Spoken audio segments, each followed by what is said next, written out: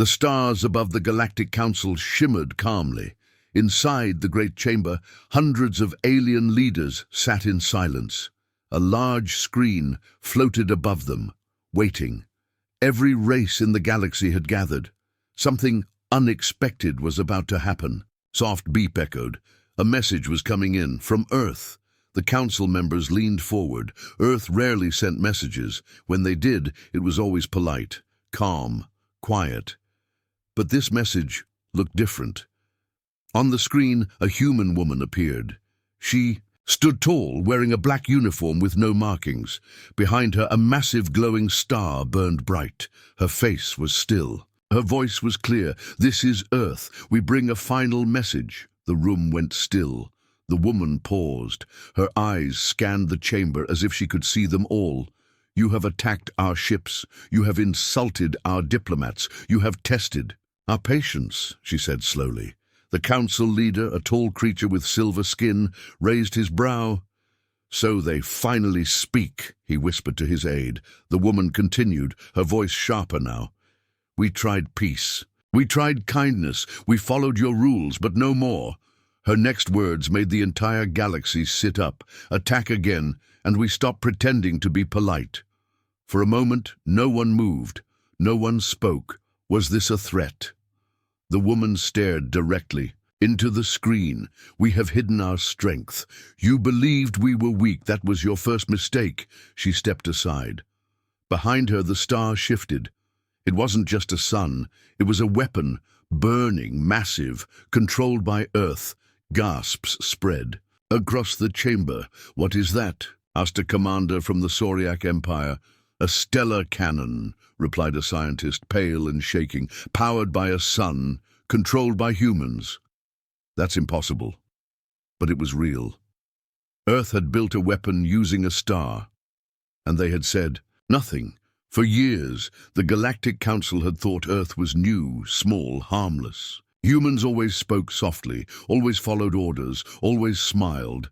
Now it was clear the smiles had been a mask hiding something far more dangerous. The woman returned to the center of the screen. Her eyes held no fear. "Do not mistake silence for weakness," she said. "Do not confuse peace with surrender. We were watching, learning, measuring." She tapped a button. Suddenly, live feeds from across the galaxy appeared. Human ships, large, dark, silent, were already near. Major council planets. They had not been seen before. No scans had detected them. They had always been there, invisible, waiting, ready. "This is your last warning," she said. "Do not test us again. Earth is done pretending." Then the screen went black. The chamber exploded into noise. "They're bluffing. They can't do this. This is war." But one voice rose above the rest. The same council leader who mocked Earth now stood in fear. "They were never weak," he said slowly. "They were watching us, and we showed them our worst." The room grew cold. All these years, the galaxy had mocked Earth, attacked its small ships, laughed at its soft diplomats. But now Earth had changed the game, and they had made their position clear. One more attack, and the mask would come off. Meanwhile, back on Earth, the woman stepped off the platform. "Was it enough?" asked a man beside her. She nodded. "They needed to see our edge. Just enough." "And if they attack anyway," she smiled, "not kindly, not politely, then we show them what Earth really is." In the deep of space, a small alien scout ship received the broadcast late. The pilot, a young Luthari, watched in silence. He had always thought humans were peaceful, harmless. Now he wasn't so sure. He looked out into the stars, and for the first time in his life, he was afraid of Earth. Far from the Galactic Council, on a cold, silent planet called Kravos, a young alien named Tevek sat alone in a dark room. He wasn't a soldier, he wasn't a leader, he was a spy. His mission was simple: watch Earth, report everything. But now Earth had sent a warning, and it wasn't empty. Tevek watched the broadcast again. The human woman, the weapon powered. by a sun, the hidden ships across the galaxy. How did we miss all this? He whispered. He decided to send one last report. But before he could type, an old file blinked on his screen. Subject: Antarctica, human restricted zone. Tevek paused. Antarctica? That icy place on Earth's southern pole? Why was this showing now? He tapped the file. It opened slowly. He had stolen it years ago, then forgot. Inside were strange readings: heat under the ice, energy spikes, seismic waves, all below human bases that were marked closed. But the signatures were too strong to be just ice movement. Tevek narrowed his eyes. They've been hiding something under Antarctica. 2 weeks later, Tevek arrived on Earth. Disguised in a holographic cloak, he walked across the white snow of Antarctica. The air was sharp. The sky was empty. But deep under his feet, something was humming. He found the place, a round metal door. Buried in ice, no signs, no guards, just silence, but his scanner was screaming. Energy was coming from inside. Tevek touched the door. It opened. Slowly, carefully, he stepped in. Inside, it was warm, clean. Bright lights ran through long halls. This wasn't a research base, it was a military facility, and it was ancient. He moved through the halls, recording everything. There were machines he didn't understand, walls made from black stone and silver, and deep in the center, a giant room. Tevek gasped. In the room stood 5 tall black pods. Inside each pod was a human, eyes closed, floating, sleeping. Above them, glowing letters in Earth language read, "Project Awakening, do not disturb." He looked closer. These weren't normal humans. They had implants in their necks. Their arms were cybernetic. Their bodies looked stronger, even while asleep. Then, on a wall screen, a file opened by itself. A voice spoke. "You have entered a classified area. Leave immediately." Tevek froze. I'm just a researcher," he lied. The voice didn't respond. Instead, it continued playing files. Earth's leaders, military officers, discussing plans. "The galaxy doesn't know we've been preparing," said one man. "They think our peacekeepers are our best, but they haven't met the Ghost Division. Keep them frozen until Earth needs to end a war fast." Tevek's hands trembled. These sleeping soldiers, this Ghost Division, were not diplomats. They were the real protectors of Earth, and they were waiting. Suddenly, alarm screamed. Intruder detected. Tevek ran. As he escaped through the snow, he sent one message to the Council. "Earth has warriors we've never seen. Under Antarctica, machines, soldiers, something dangerous, be careful." He hit send, but just before the message could leave Earth's atmosphere, it stopped. The signal was blocked. Back in orbit, a small human satellite blinked red. Unauthorized. Transmission neutralized. Back at the Galactic Council, the leaders argued. Earth is bluffing. They wouldn't dare attack us first. But one old alien general stood up. His name was Gorvak, and he had fought in over 50 wars. "You all think Earth is still a child," he growled, "but children grow up, and some of them learn faster than we expect." He showed them a star map. "Last week, 3 of our scouts disappeared, near Earth space. No debris, no signals.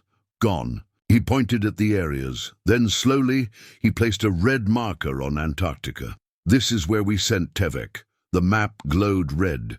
His last message was cut off. He found something, and now he's gone too. Silence filled the room. Meanwhile, deep under the ice, one of the black pods blinked.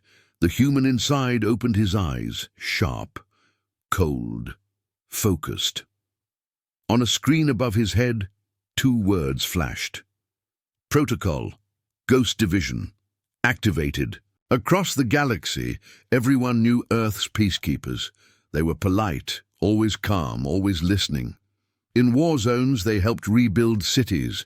In pirate sectors, they guarded trade ships without firing a shot. In council meetings, they spoke gently. never raising their voices. The galaxy called them soft. The galaxy was wrong, because those peacekeepers were never the real army. They were just scouts. On a dusty moon near the edge of Council space, Captain Arvin of the Trelax Republic sat in a bar. He laughed with his crew, sipping purple firewater. "That Earth message," he said, waving his drink. "Bluff. They talk big now, but they're still weak." He looked around the room. "Remember how their diplomats begged us not to bomb their outpost last year? Weak." Suddenly, a beeping sound. Arvin frowned. "Private message?" He stepped into the back room and opened the holo file. A short video began. No music, no logo. Just a single human, dressed in all black, face covered. Standing in the shadows, the voice was calm, cold. "Captain Arvin, you killed 34 civilians at our outpost. You called it a warning. We call it murder. Earth does not forget. Watch the stars tonight." The screen went dark. Arvin laughed. "Some prank." But hours later, the sky above his camp exploded. No ships were seen. No alarms were triggered. But every weapon in his base melted. Every ship shut down. His command center turned to dust. No deaths, no message, just silence and fear. Back on the Council's capital planet, panic had begun. More reports were coming. In a mining station in Zone 8 vanished. A pirate fleet that once raided Earth convoys disappeared. Entire black sites where aliens experimented on humans. Empty. No wreckage, no battles, just silence. Ambassador Krell of the Zathari stood, shaking before the Council. "They're ghosts," he said. "No ships, no sound, but they're everywhere. They call them the Ghost Division." Council leader Vorn looked pale. "Why haven't we seen them before?" An old human diplomat, long retired, finally spoke. "Because you weren't looking. You only saw what Earth wanted you to see." The chamber went cold. On a hidden moon base, far from Earth, inside a black chamber with no windows, 7 humans stood in a circle. They wore no rank. No badges, no colors. They spoke without moving their mouths. Target Captain Arvin, neutralized. Next, Pirate Queen Reshka. She sold human children to slavers. Coordinates locked. Ghost 3, proceed. A tall woman with dark eyes, and a silent step nodded once. She vanished into the shadows. This was the real army of Earth. No parades, no speeches, just mission after mission, clean, fast, final. The Galactic News Network began to change its tone. "Is Earth hiding a black fleet?" one host asked. "Are humans using secret soldiers?" said another. Then came a leaked video, a blurry clip. Security footage, an alien prison holding hundreds of Earth civilians. Suddenly the lights die, the doors melt, a shadow moves, fast, silent. One by one the guards fall. 30 seconds later every prisoner is gone. Not one shot fired. The video went viral. The galaxy was terrified. On a council-controlled trade route, a convoy stopped.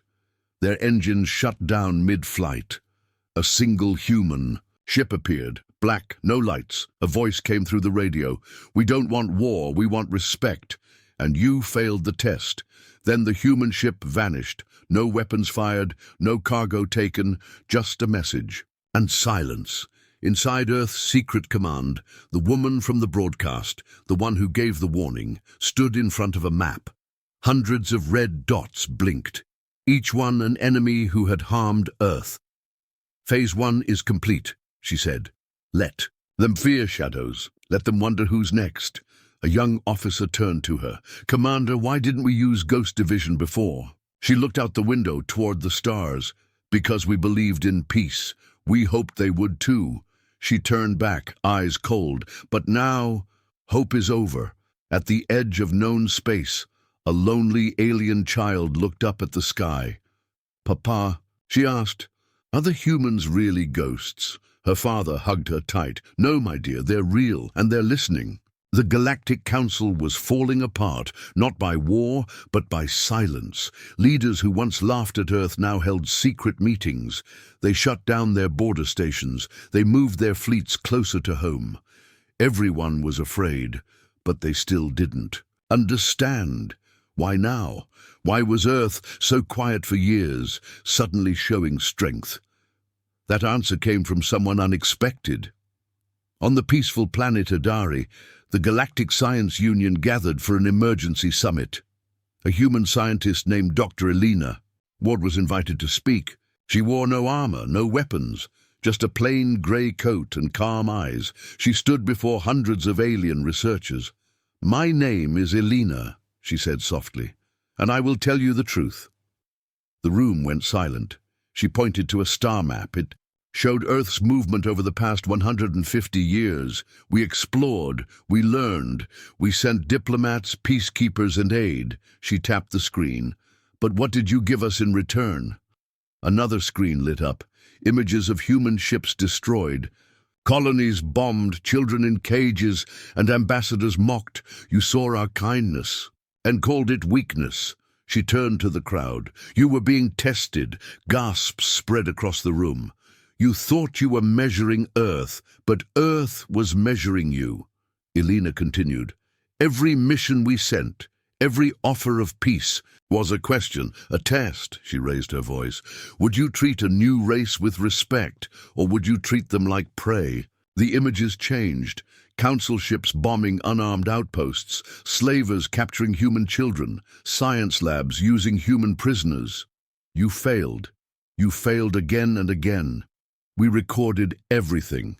Far away, in a council archive vault, an old alien named Vuran, who once traded weapons to slavers, watched the speech on a cracked screen. He remembered laughing at Earth years ago.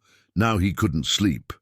He whispered to himself, "They saw it all, and they waited." His hands trembled. Back at the summit, Dr. Elena showed one last file. It showed a timeline. Year 2185, Earth discovers hyperspace. Year 2190, Earth joins the Galactic Council.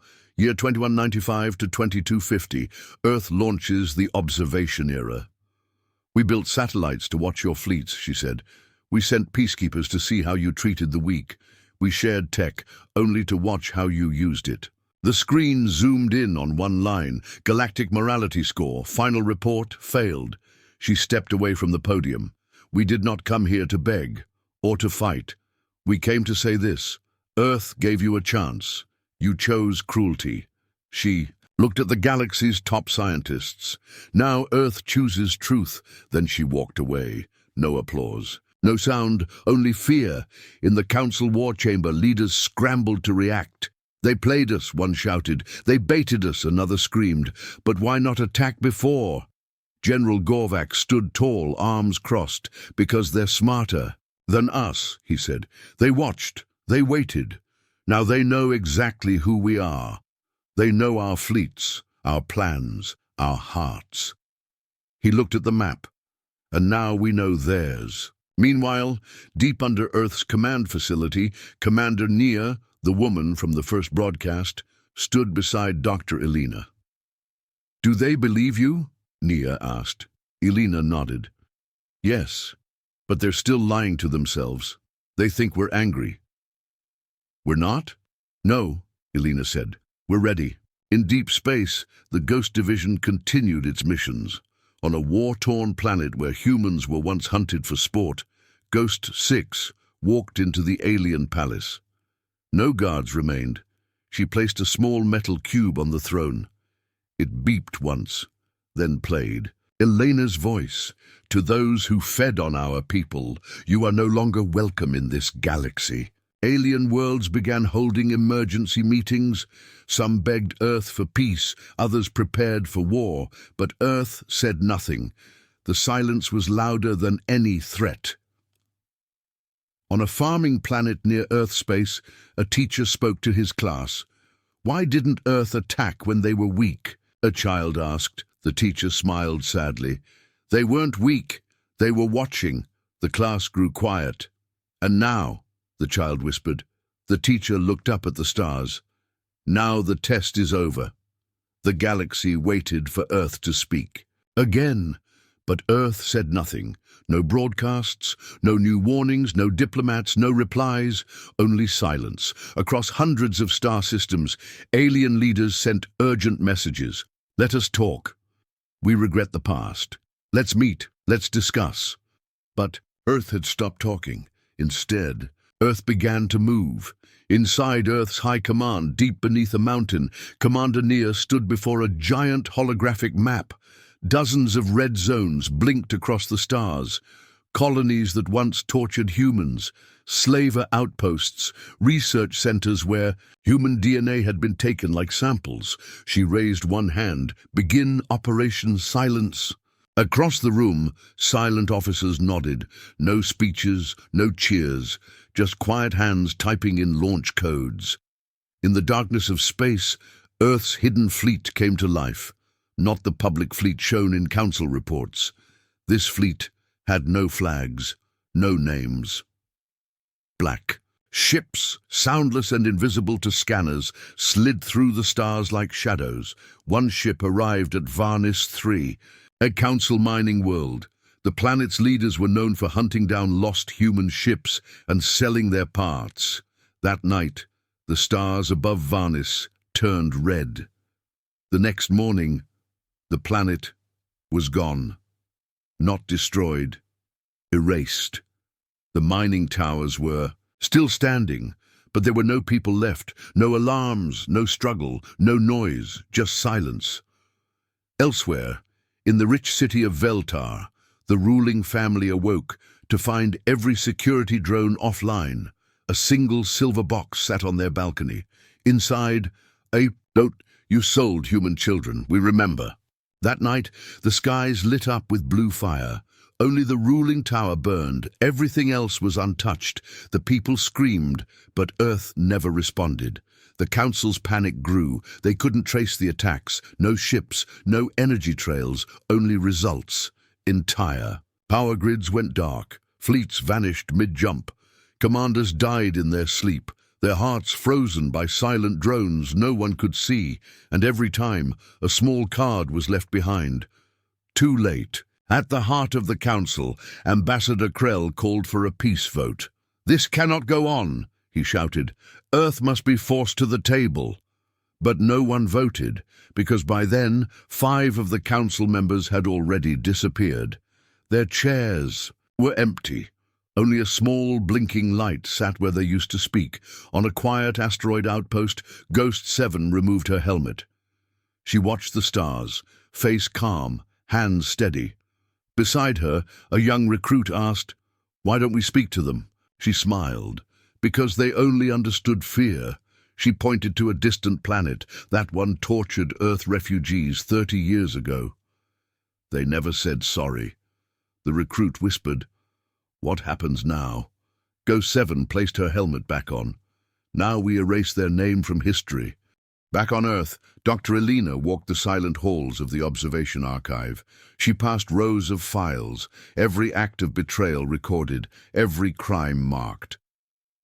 In a small room, she paused at a photo, a human child crying in an alien cage.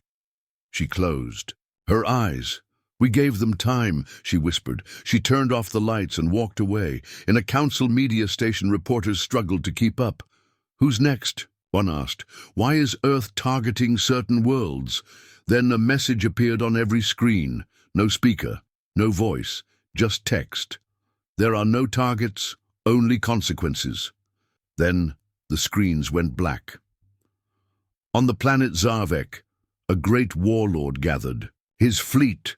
"We strike Earth first," he roared, "before they strike us." His ships launched, but halfway to Earth they vanished, all of them.